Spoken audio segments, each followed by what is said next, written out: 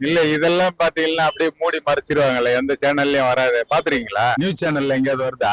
வராது. வேற யாராவது பண்ணாங்க அப்படின்னா, இப்போ யாரு அவரு கல்வி அமைச்சர் யாரு, அவரு போயிட்டு எப்படி அழுதாரு அங்க. இப்ப இதெல்லாம் இந்த மாதிரி பண்றாங்க இல்லையா, அவரு கண்டனம் தெரிவிக்கணும். பண்ண மாட்டாங்க. என்ன பண்றதே அவங்க தானே. புரியுதா உங்களுக்கு? தப்பு யார் பண்ணாலும் தப்பு தப்பு தான்பா. அதை சொல்றதுக்கு மக்கள் தைரியமா வெளியில வரணும் எல்லாரும். அப்பதான் அது கரெக்டா நடக்கும் எல்லாமே. வணக்கம். ஆனா இப்போ வந்து சவுக்கு சங்கர் அரெஸ்ட் பண்ணிருக்காங்க. எதனாலன்னா கண்டினியூஸா டிஎம்கே பத்தி பேசுறாரு, எல்லா பத்தி பொதுவா பேசுறாரு. ஆனா அவருக்கு நல்ல வரவேற்பு இருக்கிறதுனால அவர் கிட்டத்தட்ட ஒரு 20 கேஸ்க்கு மேல போட்டு அரெஸ்ட் பண்ணி, அது இல்லாம ஒரு கொலை குற்றவாளியை அரெஸ்ட் பண்ற மாதிரி பயங்கரமா போலீஸ்லாம் அரெஸ்ட் பண்ணாங்க. அதை பத்தி உங்களோட கருத்து? இல்ல அது தவறான ஒரு செயல் தான். அது பண்ணக்கூடாது. அதாவது சுதந்திர நாட்டுல பேச்சுரிமை இல்லை அப்படின்னாக்கா அதை முடுக்கிற மாதிரி இருக்குது. இது இவங்க பண்றதெல்லாம் அது தப்பு.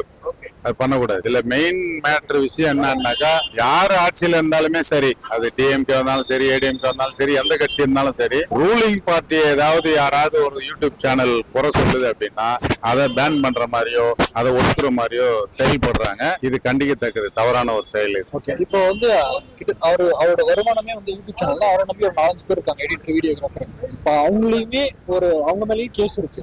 இது எப்படின்னா, ஒரு சுதந்திர நாட்டுல சுதந்திரமா பேசுனதுக்காக ஏன் இத்தனை பேரோட வாழ்க்கையை அவங்க எனக்கு ஒண்ணு தோணுது. போலீஸுங்க அவங்க நினைச்சா யார வேணாலும் அரெஸ்ட் பண்ணுவாங்களா?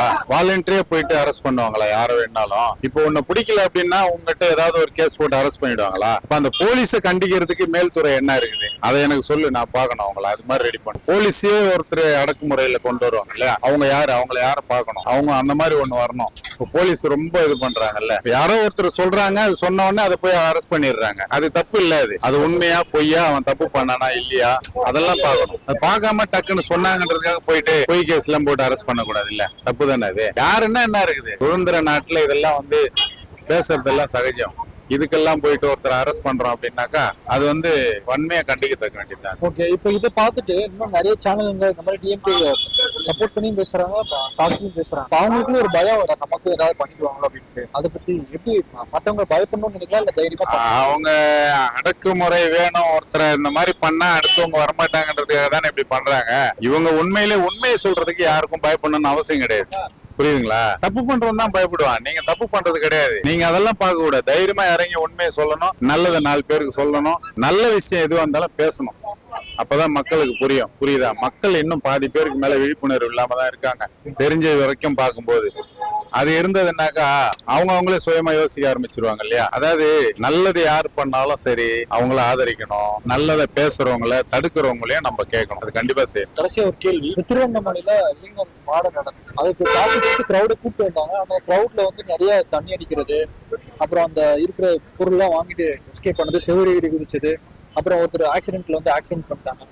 கிட்டத்தட்ட இவங்க தான் ஒரு மாதிரி பண்ணிட்டு இருக்காங்க. இவங்க எல்லாரையும் குறை சொல்லிட்டு இருக்காங்க. இதை பத்தி இல்ல இதெல்லாம் பாத்தீங்கன்னா அப்படியே மூடி மறைச்சிருவாங்கல்ல, எந்த சேனல்லயும் வராது. பாத்துறீங்களா? நியூஸ் சேனல்ல எங்கேயாவது வருதா? வராது. வேற யாராவது பண்ணாங்க அப்படின்னா, இப்போ யாரு அவரு கல்வி அமைச்சர் யாரு, அவரு போயிட்டு எப்படி அழுதாரு அங்க. இப்ப இதெல்லாம் இந்த மாதிரி பண்றாங்க இல்லையா. இப்ப திருவண்ணாமலையில நடந்ததுக்கெல்லாம் அவர் கண்டனம் தெரிவிக்கணும். பண்ண மாட்டாங்க. என்ன பண்றதே அவங்க தானே. புரியுதா உங்களுக்கு? தப்பு யார் பண்ணாலும் தப்பு தப்பு தான்பா. அதை சொல்றதுக்கு மக்கள் தைரியமா வெளியில வரணும் எல்லாரும். அப்பதான் அது கரெக்டா நடக்கும் எல்லாமே.